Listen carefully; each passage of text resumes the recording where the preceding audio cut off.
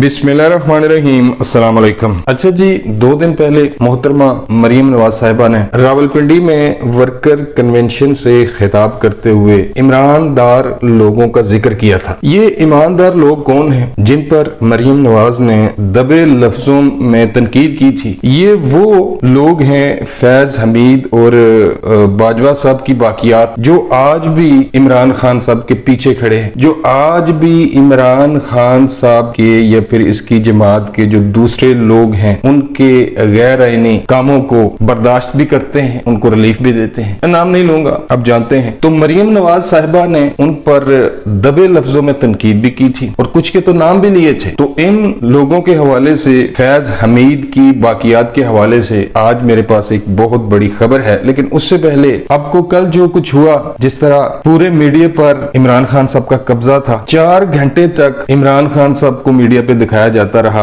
और कोई प्रोग्राम नशर नहीं किया गया। और ऐसे दिखाया जा रहा था, जो चैनल है हमारे, कि ये इमरान खान साहब पता नहीं कोई किला फतह करके आए हैं या फिर कोई कश्मीर को फतह करके आए हैं या फिर ये सलाहुद्दीन अयूबी बन गए हैं, बैतुल मकदस को इन्होंने आजाद करवा लिया है। तो एक मजमा लेकर ये बंदा आया, अदालतें टाइम पे टाइम देती रही। पहले 2 बजे हाजिर हो, खान साहब नहीं आए। ट्विटर पे ट्रेंड चला दिए कि लोग जमा हों, और जब कोई 2-3 हजार इमरानडू जमा हो गए तो खान साहब उनके हिसार में निकले। साथ इनकी अपनी सिक्योरिटी भी थी। कभी 10 मिनट का टाइम दिया जा रहा था, कभी 5 मिनट का टाइम दिया जा रहा था। तो फिर करते कराते तकरीबन 6:55 पर या फिर 7 बजे इमरान खान साहब कमरा अदालत में पहुंचे। इमरान खान साहब ने मेहरबानी की, तशरीफ ले आए और फिर इनको वो जमानतें मिल गई। पूरी पाकिस्तान की आवाम ने देखा कि कैसे आज भी इमरान खान साहब लाडले हैं और आज भी इमरान खान साहब को पूरे तरीके से फैसिलिटेट किया जा रहा है। कोई रोक टोक नहीं, कोई अदारा इसको पूछने वाला नहीं था। पुलिस इसके आगे पीछे फिर रही थी, मीडिया पर इसका कंट्रोल था, सोशल मीडिया पर ये ट्रेंड चला रहा था, इदारों को माफिया कह रहा था कि माफिया देख लो, हम तुम्हारा ये हाल करेंगे। तो कहने का मकसद ये है कि सिस्टम में आज भी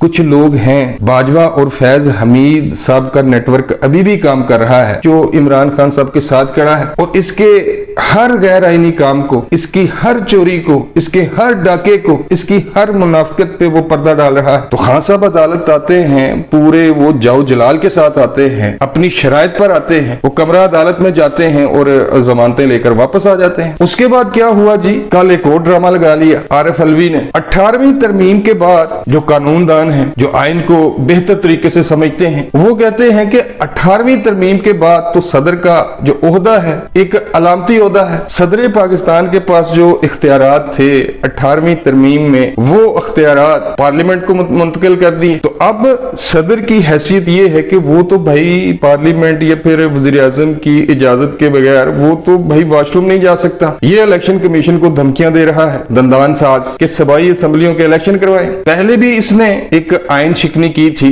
जब कासिम सूरी और इमरान खान साहब ने असम्बलियां तोड़ी थी तहरीके अदम एतमाद से बचने के लिए, और 3 मिनट के अंदर आरिफ अलवी ने उस समरी पे साइन की और असम्बलियां तहलील कर दी। बाद में आला अदलिया ने इनका ये जो इकदाम था वो उड़ा दिया, उसको गैर आईनी करार दिया। लेकिन हमारी जो पीडीएम की हुकूमत है वो सोई रही। भाई इसका मुआवजा करते, पाकिस्तान का जो सबसे बड़ा आईनी ओहदा है वहां पर एक इमरानडू बैठा हुआ है और वो कानून शिकनी और आइन शिकनी कर रहा है। इलेक्शन करवाने का जो इसने हुक्म दिया है ये इसके दायरा इख्तियार में नहीं आता। मकसद क्या है? मकसद ये है कि मुल्क में इंतशार पैदा किया जाए, मुल्क में सियासी अदमो इस्तेहकाम पैदा किया जाए, टाइम निकाला जाए और ऐसे हालात बनाए जाएं कि कोई तीसरी कुव्वत आए, वो मुदाखलत करे और हमने जो गुनाह किए हैं, हमने जो चोरियां की हैं, हमने जो करप्शन की है, हमने जो आइन शिकनियां की हैं, उस पर हमें एनआरओ मिल जाए। तो ये सब कुछ जो हो रहा है, इमरान खान साहब को आज भी उसी तरह लाड प्यार किया जा रहा है। ये भाई ऐसे नहीं हो रहा। आरिफ अलवी साहब ऐसे नहीं कानून शिकनी कर रहे, इनके पीछे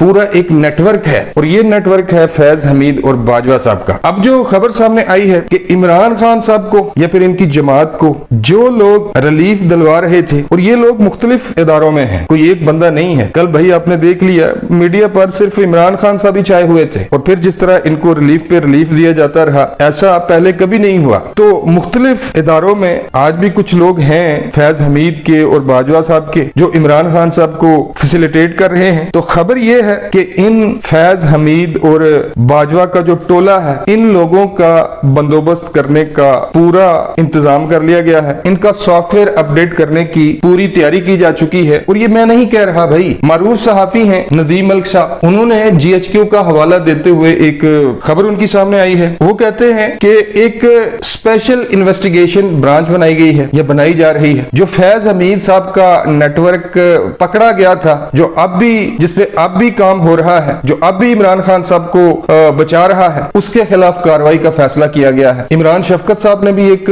बड़ी भाई वो अब ये कह सकते हैं कि दिल दहला देने वाली उन्होंने एक स्टोरी की। उन्होंने भी कुछ इस तरह के ही ख्यालात का इजहार किया है कि जो लोग अभी भी सिस्टम में हैं, चाहे वो किसी भी इदारे में हैं, उनके खिलाफ अब भरपूर तरीके से कार्रवाई की जाएगी। और इमरान खान साहब और ये जो इसके कारिंदे हैं जो आज भी लाडले बने हुए हैं, इनका सॉफ्टवेयर अपडेट करने का फैसला कर लिया गया है। आने वाले दिनों में अब देखेंगे कि इन्होंने जो कानून शिकनियां की हैं और जो लोग इनकी मदद कर रहे हैं, उनके खिलाफ आपको कार्रवाइयां होती हुई नजर आएंगी। उन लोगों की निशानदेही भी कर ली गई है, वो लोग भी अब कानून की पकड़ में आएंगे। और जो जो इन लोगों ने जराइम किए हैं, जिस तरह आयन और कानून के साथ खेला है, इनका एहतसाब भी होगा और इन्हें निशाने इबरत भी बनाया जाएगा। अब तक के लिए बस इतना ही, मिलता हूं किसी नए वीडियो में। अल्लाह निगहबान।